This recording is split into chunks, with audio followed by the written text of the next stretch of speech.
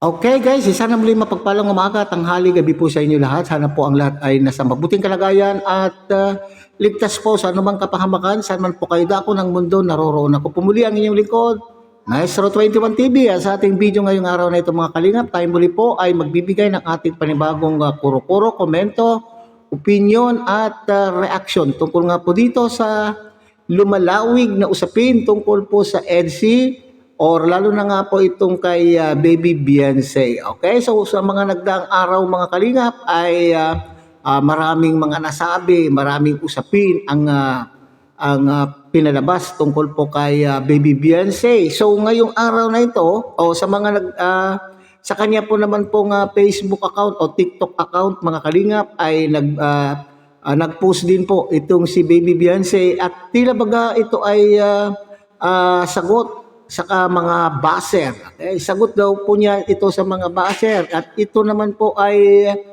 pinuna ng mga ilan po natin mga kasamahan at sinasabi na sana lamang daw po ay hindi na po nag-post. So magkabilang panig mga kalingap magkabilang panig, marami po tayong nakikitang mga post na hindi po natin pumalaman. Hindi natin pumalaman kung itong mga post na ito ay galing mismo sa kanila pong mga account kasi po ang mga nakikita ko naman po na mga post po sa Facebook mga kalingap ay repost po ng mga EDSI supporters kaya hindi ko po hindi natin malaman mga kalingap kung itong mga post na ito ay mula mismo sa magkabilang panig. Okay, so nung una ay manakita po natin na mga pinaksa o tinalakay po ng ating mga kasamahan ay mga sinasabing hugot daw kuno.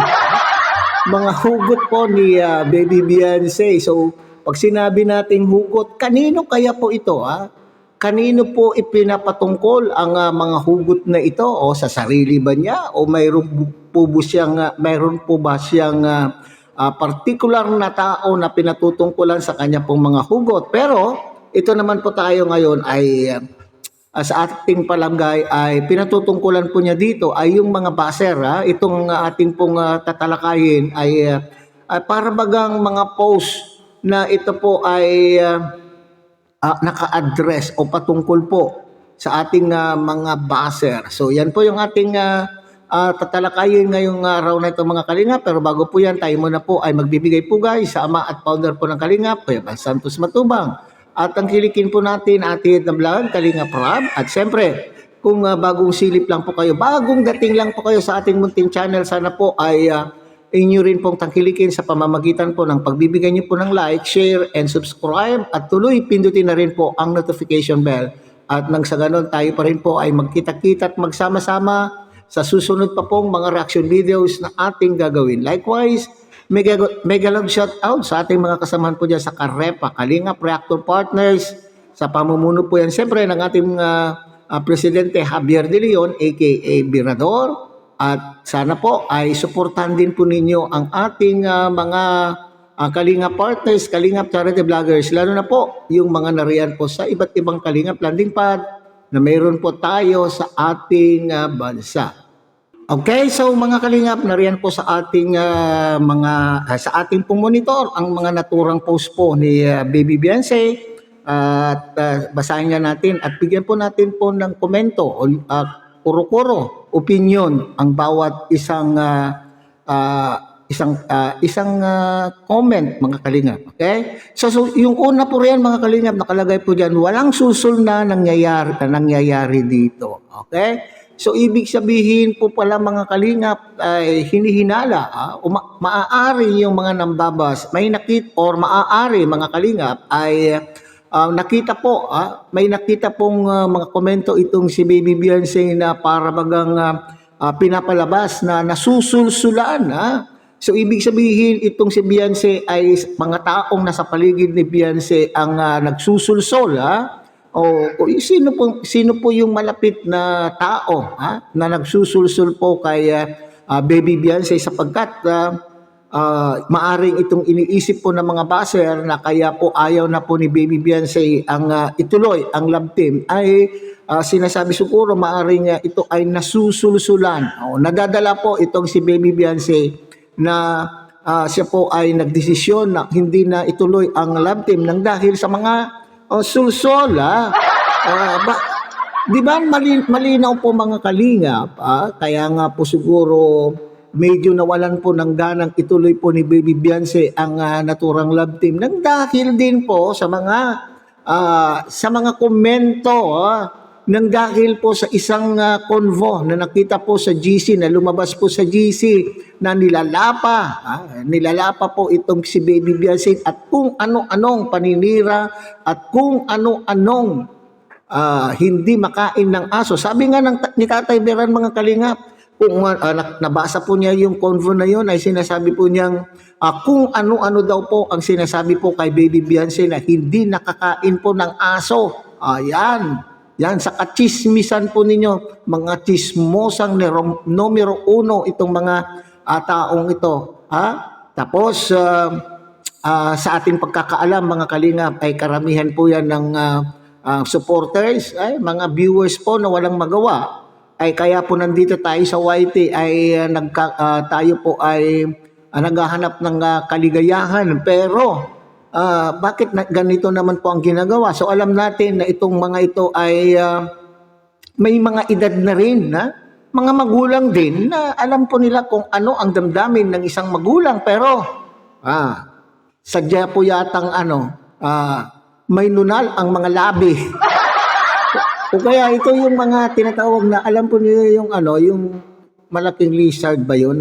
Anong tawag? Bayawak, Di ba yung bayawak may dalawa pong dila, kaya po siguro itong mga nagchismisan diyan sa GC ay malabayawak ang kanila pong mga dila, kaya hindi po nila napigilan. So ngayon, kaya po siguro sinugot po ni Baby Beyonce mga kalingap na walang nagsusulsul po sa kanya. Okay? Next. Ngayon po nakikita yung totoong concern sa akin. Nako. So, maraming nagsasabi, lalo sa mga events, mga kalingap, mahal na mahal ka namin, Baby Beyonce. Kami po ay sinasabi namin ito dahil inaalala ka namin, inaalala namin ang iyong kapakanan, pero sa bandang huli pala, sila pa ang nangunguna. Sila pa po ang nangungunang manira sa pagkatao po ng kanilang sinasabing mahal na mahal po nila at ipaglalaban po nila hanggang dulo. Nasaan na?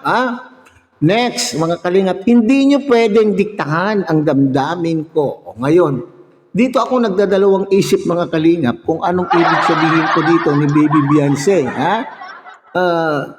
Kung pagbabasihan po natin yung mga nababasa po niyang mga pambabas sa kanya, paninira po sa kanya, at doon din po sa convo na kanila pong nabasa, ay bakit sinabi po dito, hindi niyo pwedeng diktahan.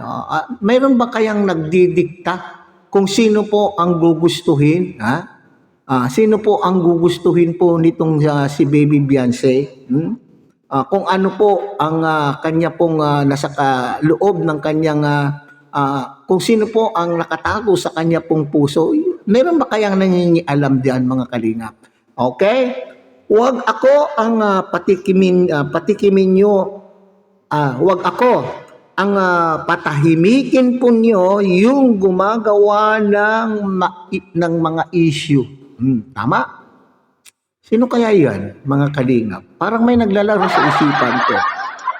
Sa kabilang panig ba ay gumagawa ba ng issue? O itong mga tao na ito, ito yung mga, baka ito naman po itong pinatutungkulan po dito ni Baby Beyonce mga kalingap. Itong mga supporter ng kabilang panig na sinasabi po ni Dr. Lam na mga one-sided. Okay. So, maaari rin itong sinasabi, huwag ako ang patahimikin po ninyo kasi maraming nag-react doon sa kanyang doon sa kanya pong mga sinasabing mga hugot na sinasabi ay yung po yung reaction ko nila mga kalingap na itigil na daw po ang mga sagutan, itigil na po ang pagpo-post ni Baby Beyonce. Para sa akin naman po mga kalingap, dito po sa mga komento na ito, itong mga post na ito ni Baby Beyonce mga kalingap ay wala po ako nakikita. Wala akong nakikita na hindi maganda. sa kanya pong sa kanya pong mga kasagutan sa ating mga baser. Maganda nga po 'yan itong mga kalingap dahil nailalabas po niya yung kanya pong damdamin. Pero wala din pong wala akong nakita na pambabalakura na maayos pa rin po niyang sinasabi kung ano po yung kanya pong nasasaluubin. Kaya karapatan din po niyang ipagtanggol ang kanyang pong sarili, mga kalingap. Kaya hindi pwedeng sabihin pong tumahimik na lamang po siya at pabayaan ang mga taong mamamayagpag sa paninira po sa kanya. So, tama lang po ito para sa akin, mga kalingap. Anyway, sabi ko nga, parang maayos naman po niyang sinasabi kung ano po yung kanya pong saloobin. Walang hindi magandang sinasabi sa kanya pong mga komento. Kaya ito po siguro yung sinasabing, huwag ako ang patahimikin po ninyo. Ang patahimikin, yung gumagawa ng issue, sino kaya yung gumagawa ng issue? Mayroon na naman pong tao na nandito sa isipan ko kung sino yung gumagawa po ng ka-issuehan, mga kalinga, para pag-usapan ang love team. So, for your information po, walang sinuman ang nagsasabi ng dapat pong gawin. So, ibig sabihin, mga kalingap, walang nagdidikta po sa isang baby Beyonce kung ano po ang dapat po niyang gawin. So, kung ano man po yung mga desisyon po niya, kung ano man po yung kanya pong ipinopost, kung ano man po yung sinasabing mga hugot na kanya pong sinasabi sa kanyang account, wala tayong pakialam sapagkat yan ay personal account. Karapatan po ng isang tao na siya po ay maglabas din ng kanya pong saloobin, at lalo na po kung ang isang tao po ay nasasaktan na. Hindi po pwedeng tayo po ay manahimik kasi kayan-kayanin po itong si Baby Beyonce kung hindi po siya magsasalita. Kaya nga po pati nga po itong mga magulang ay nagsipagpaliwanag na rin po. Okay, so sa akin palagay, mga kalingap, tanggapin po natin kung ano po yung sinasabi po ni Baby Beyonce, at sana lamang itong mga baser na ito, kung baser man po ang sinasagot po dito ni Baby Beyonce, manahimik na kayo. Kaya nga tama rin po yung sinasabi po ni Presbyrador na itong gumawa po ng hindi maganda, itong mga nag-usap-usap, mga chismosang mga nag-usap-usap sa GC ay nararapat lamang, mga kalingap, na sila po ay humingi ng kapatawaran, at hindi lamang po isang tao yung itinutulak po nila para manghingi ng kapatawaran. Nangunguna na dapat po dyan. Ako ay sang-ayon doon sa mungkahi po ni Dr. Lab na ang mag-sorry po ay yung talagang founding founder ng GC na yan, at mismo na rin po yung mga sumali sa mga usapan po doon sa konbo na yan, mga kalingap. Okay? So, sana tumigil na po. Ilang buwan na po, isang buwan na po yata, mga kalingap, ang napinag-usapan po itong mga bagay na ito.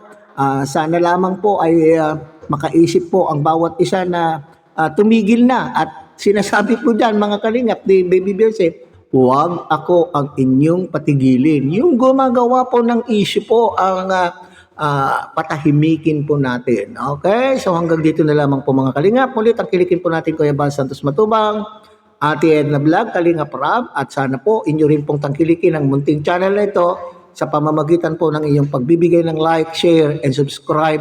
At tuloy pindutin na rin po ang notification bell, at nang sa ganon, tayo pa rin po ay magkita-kita at magsama-sama sa susunod pa pong mga reaction videos na ating gagawin. Muli, sa mapagpalang umaga, tanghali, gabi po sa inyong lahat. Mabuhay po kayo, at God bless everyone.